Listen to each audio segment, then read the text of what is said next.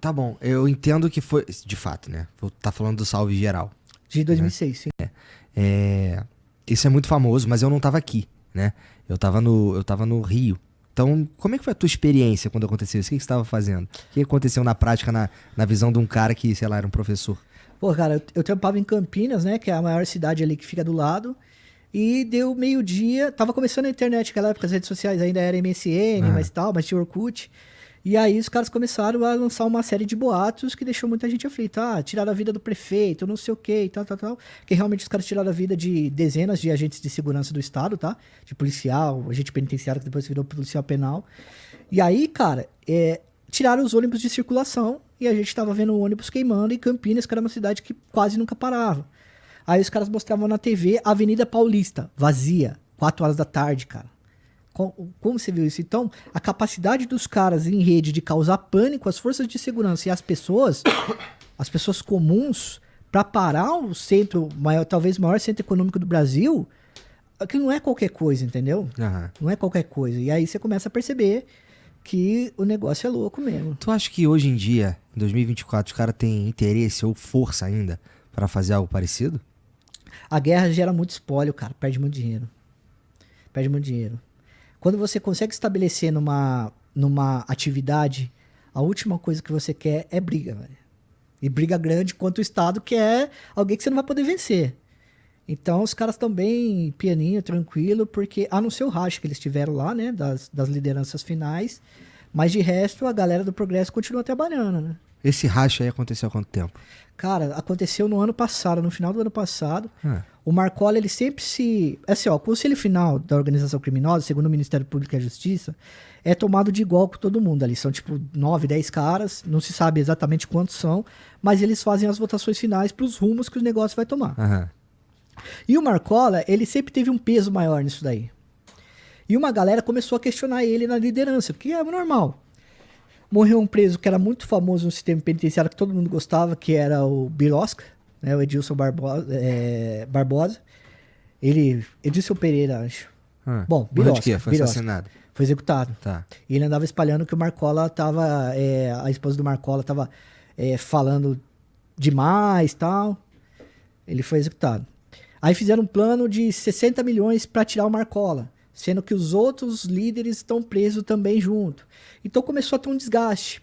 Aí teve um julgamento do Tiriça, Roberto Soriano, que ele estava sendo julgado por ter mandado executar policiais penais federais. Tá? Uma psicóloga que trabalhava na Polícia Federal, na Penitenciária Federal, e um outro agente, o Belarmino. E aí, cara, mostraram um áudio do Marcola falando que ele não era psicopata como o Tiriça era. Então isso meio que quebrou a defesa do Tiriça.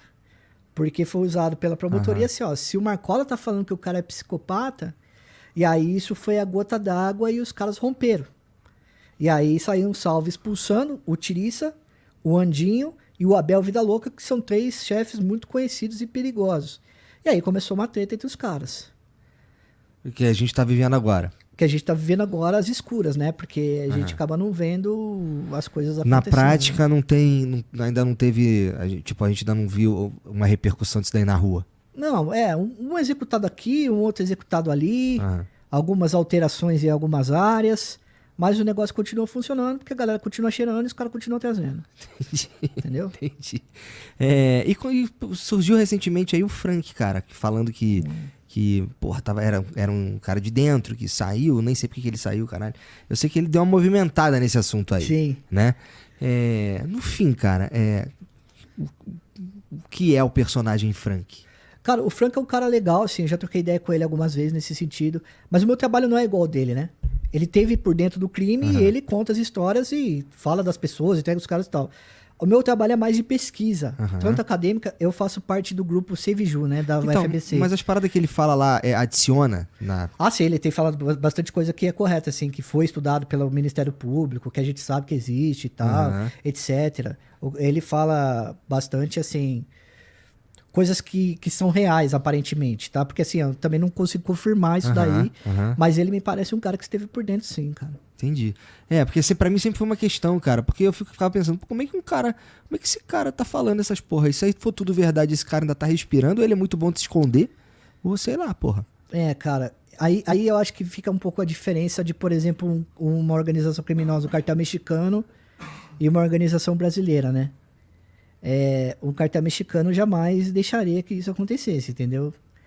Agora, eu não sei te falar por que a organização criminosa não tomou alguma providência, alguma coisa nesse sentido, tal. Mas o Frank, eu acredito que ele esteja bem escondido, né? Que ele esteja, enfim, tomando as providências dele para não ser pego, né? Porque ele disse que foi decretado.